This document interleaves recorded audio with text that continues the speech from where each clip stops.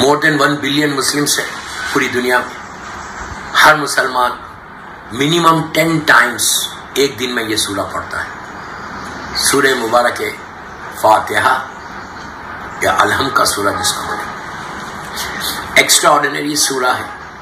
یہ وہ سورہ ہے کہ اگر 11 مرتبہ سورہ الحم کسی مریض کے اوپر پڑے تو اس کو صحت ہوتی ہے 100%. محمد اور آل محمد کا واسطہ دے کر پڑھے. یہاں تک کہا گیا، آپ کو حیرت ہوگی کہ الحم کا سورہ 11 مرتبہ کسی میت پہ پڑے تو میت زندہ ہو جائے تو تعجب نہ کرو، زندگی ملتی ہے اس سورے سے. اتنا ایکسٹرا پورا قرآن کا نچوڑ جو ہے وہ سورہ الحم میں. میں پوری تقریر اس سورہ الحم پہ کر دوں، لیکن میں روک رہا کہ یہ سورہ اتنا ریکمینڈڈ سورہ، یو کین سے کہ بغیر سورہ الحم کی کوئی نماز نہیں ہوتی. بس اس سے اندازہ لگا لو کہ جو اللہ کی افضل ترین عبادتوں میں سے ایک عبادت ہے کہ اگر نماز نہیں تو کچھ نہیں. چھٹے امام کا ارشاد کہ اگر نماز قبول تو سارے اعمال قبول. اللہ ہماری نمازوں کو قبول کرے. آج کی رات یہ یاد رکھو کہ یہ اتنی امپورٹنٹ رات میں، اتنی امپورٹنٹ نائٹ میں ہم انٹر ہو گئے، مغرب سے لے کے صبح فجر تک، کہ اب یہ رات پھر 1 سال کے بعد پلٹ کر آئے گی. اور یہ وہ رات ہے دوستو، یہ وہ رات ہے کہ تمہاری ساری حاجتیں جو تمہاری لائف کے آبسٹیکلز ہیں وہ آبسٹیکلز دور ہو جائیں اگر تم خلوص کے ساتھ دعا مانگو. جیسا میں سورہ الحم کے بارے میں بتا رہا کہ میں پڑھوں سورہ الحم تو کوئی اثر نہیں ہوگا، اس لیے کہ میری زبان ویسی پاک نہیں ہے، اسی لیے اثر نہیں ہوگا. لیکن سورہ کی امپورٹنس اپنی جگہ پہ ہے. وہی اگر سید مرتضیٰ مثال کے طور پہ پڑھے، میں مثال دے رہا سی اس لیے کہ ان کا واقعہ اس لیے بولا سی. سید مرتضیٰ سید رضی کے بڑے بھائی جنہوں نے نہج البلاغہ کو کمپائل کیا، جو شیخ مفید کے اسٹوڈنٹس تھے. شیخ مفید وہ کہ جو 7ویں امام موسیٰ کاظم علیہ السلام اللہم صلی اللہ، ان کی ذریعہ مبارک کے اندر دفن ہے وہیں پہ اس گولڈن ٹوم کے اندر.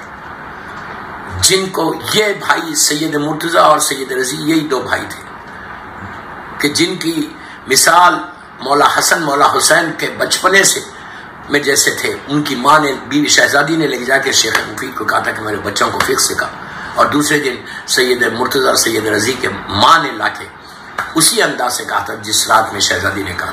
تو بہرحال وہ مشہور واقعات ہے، واقعات نہیں پڑھ. سید مرتضیٰ نے صرف بسم اللہ الرحمن الرحیم لکھا تھا، جسٹ بسم اللہ الرحمن الرحیم. میں 1,00,000 دفعہ پڑھوں وہ اثر نہیں آئے گا میرے پاس. لیکن سید مرتضیٰ نے صرف بسم اللہ الرحمن الرحیم لکھا تو دجلہ کا پانی راستہ بن گیا. میں کوئی فیری ٹیل سٹوری نہیں سنا رہا، یہ تاریخ کا مشہور ترین واقعہ، مدرسے کا مشہور ترین واقعہ. وہ اسٹوڈنٹ جو لیٹ آتا تھا روز، اس لیے کہ اس کی بورڈ جو شروع ہوتی تھی وہ 8 مثال کے طور پہ 8 بجے کے بعد شروع ہوتی تھی اور 8 بجے مدرسہ ہوتا تھا. سید مرتضیٰ نے اپنے اسٹوڈنٹ سے پوچھا کہ تو لیٹ کیوں آتا ہے؟ اس نے کہا وہ پہلی بورڈ جو موڈ آف ٹرانسپورٹیشن تھا اس زمانے میں، وہ بورڈ فیری جس کو کہتے ہیں، جیسا دبئی میں ابرا ہے اسی انداز کی. تو اس نے کہا کہ سب سے لیٹ شروع ہوتی پہلی جو ہوتی اس سے میں آتا ہوں.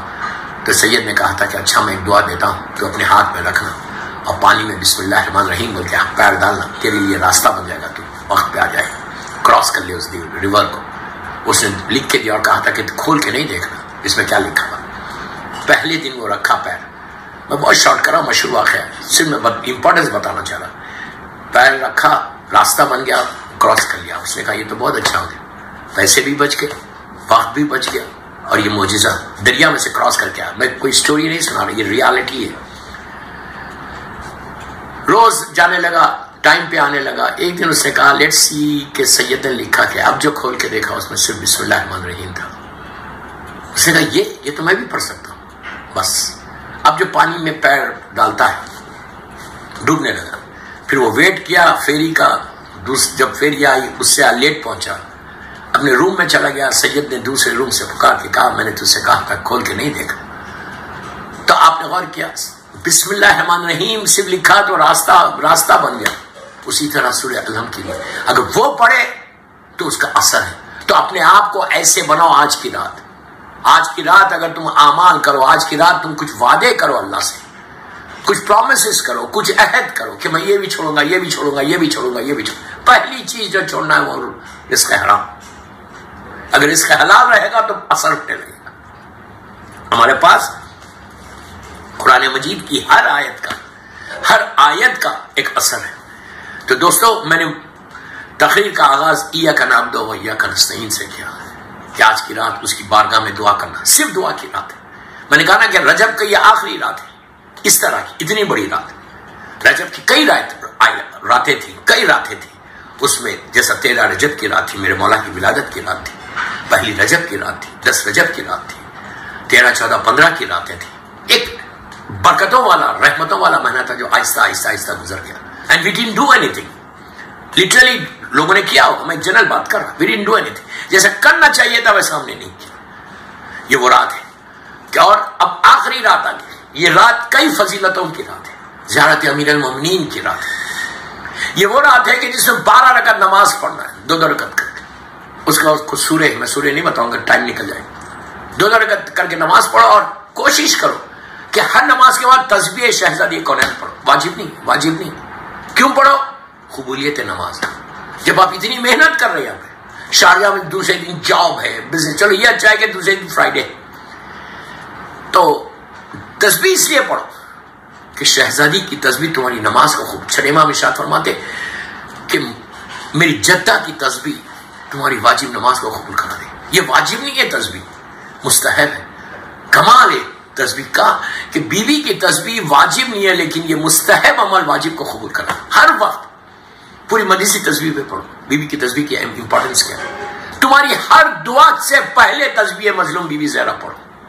کیوں؟ پڑھ کے دعا کرو کہ پروردگار تجھے تسبیح مظلوم بی بی زہرا کا واسطہ. ہمیشہ مظلوم بولنا بیوی کو.